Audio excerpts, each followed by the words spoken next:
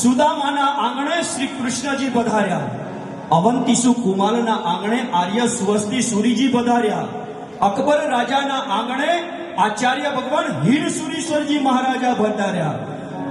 આનંદ શ્રાવકના આંગણે પરમ પૂજ્ય અનંત લબ્ધિના ભંડાર ગુરુ ગૌતમ સ્વામી મહારાજા પધાર્યા, ચંદન બાળાના આંગણે ત્રણ લોકના નાથ પ્રભુ મહાવીર સ્વામી પધાર્યા અને નાકોડા પ્રેમ મંગલ સ્પર્શ પરિવારના આંગણે પરમ પૂજ્ય આચાર્ય ભગવાન દક્ષાધિપતિ કુલચંદ્ર સુરેશ્વરજી મહારાજા પધાર્યા।